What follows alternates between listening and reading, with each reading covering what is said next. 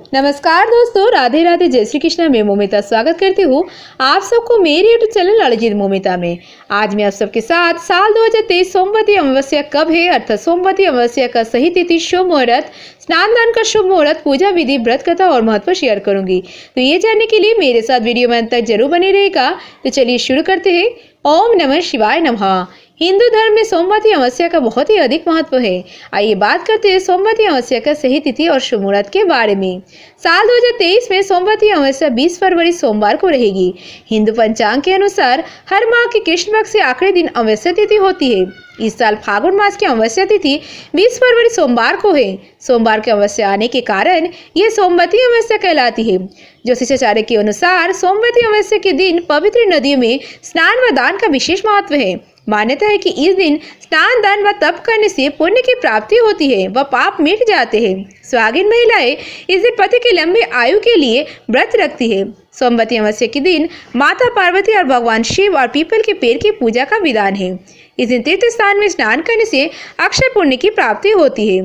हिंदू पंचांग के अनुसार फाल्गुन मास की कृष्ण पक्ष की अमावस्या तिथि प्रारंभ होगी 19 फरवरी रविवार को शाम 4:18 से शुरू होकर इस अमावस्या तिथि की समाप्ति होगी 20 फरवरी 2023 सोमवार को दोपहर 12:35 तक।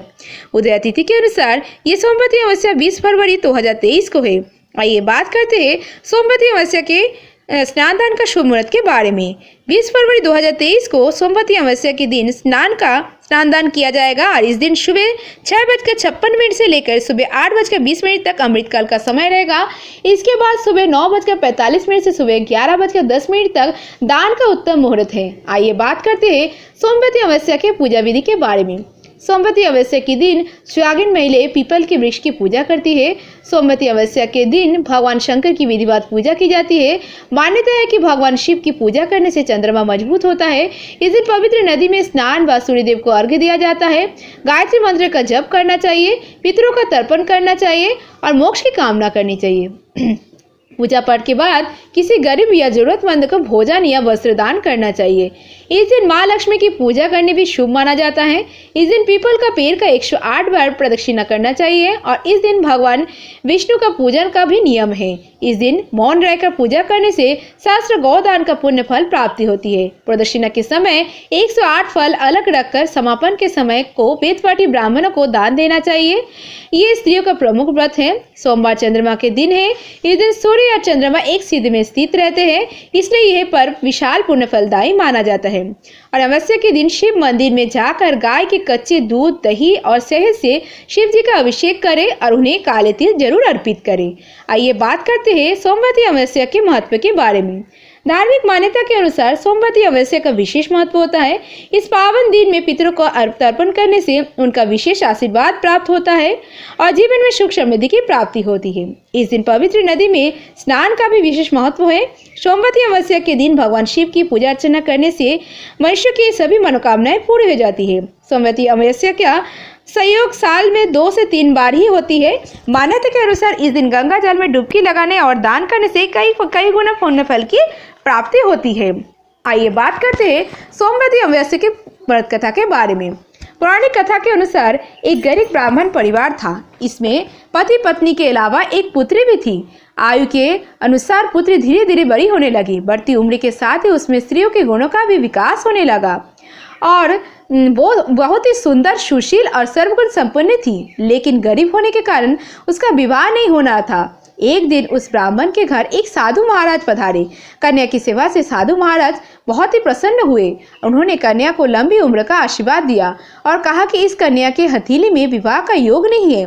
इस बात से चिंतित होकर ब्राह्मण परिवार ने साधु से उपाय पूछा कि कन्या ऐसा क्या करे कि उसके हाथ में विवाह का योग बन जाए। साधु ने कुछ देर विचार करने के बाद अपने ध्यान के आधार पर बताया कि कुछ ही दूरी पर एक गांव में सोना नाम की धोबिन जाति की एक महिला अपने बेटे और बहू के साथ रहती है, जो बहुत ही संस्कारों से संपन्न तथा पति परायण और निष्ठावान है।